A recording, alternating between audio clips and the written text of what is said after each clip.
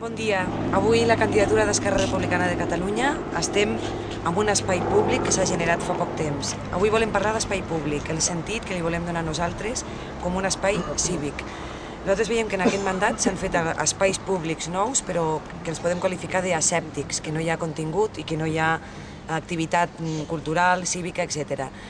Estem aquí justament perquè creiem que aquest és un espai nou, molt potent, amb moltes possibilitats, i ho voldríem englobar amb el concepte d'àgora, un espai de debat, de convivència, on hi passin coses de qualsevol tipus. Per això fins i tot fem la proposta de que aquest espai es digui l'àgora. Creiem que és important complementar usos de tots aquests espais i, per tant, no només aquí, sinó en altres places que s'han generat, com la plaça Ricard Vinyes i d'altres, s'ha d'omplir de contingut. No pot ser que deixem una obra acabada i després ja no ens en recordem més, com avui, que fins i tot veiem que hi ha restes d'obra, no? I que avui aquí no hi està passant res, quan en realitat hi podrien passar moltes coses. Defensem això, un espai públic ple de contingut, ple d'activitat i lligant-ho també a la cultura com a motor econòmic. Creiem que les activitats que puguin dur-se a terme aquí també impulsaran el sector de la cultura. Josep Maria Muñoz ens acabarà d'explicar les propostes.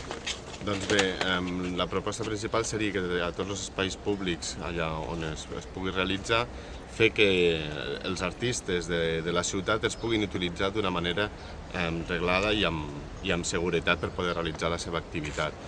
Dins d'un altre àmbit també seria la distribució de la festa major per tota la ciutat. Hem de pensar que estem exercint una pressió molt gran dintre del barri de Cap Pont, el que genera una sèrie de molèsties, i una altra part de la ciutat es queda sense cap mena d'activitat durant la festa major.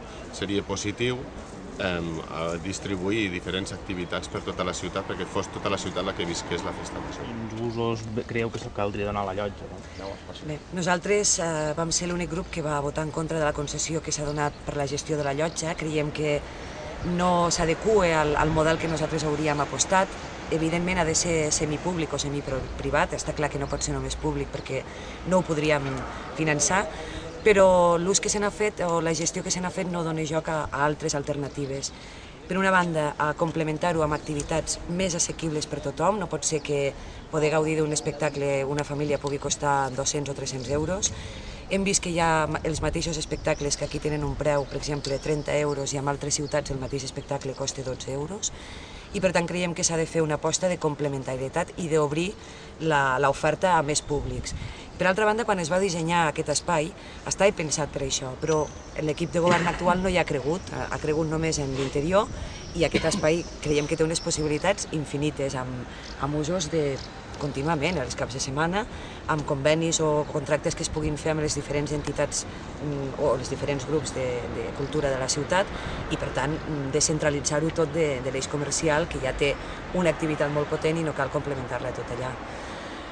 Si tenim possibilitats, evidentment ara la concessió no es pot revisar tota, però sí que es pot canviar l'oferta, sí que es poden fer altres usos. Avui encara no està obert el restaurant de la llotja, quan era obligat i el contracte s'ha signat que s'havia d'obrir, i en certa manera s'està consentint una sèrie de coses que no són les que hi ha signades als convenis o a les concessions, i ho hem vist al llarg del mandat en diferents concessions.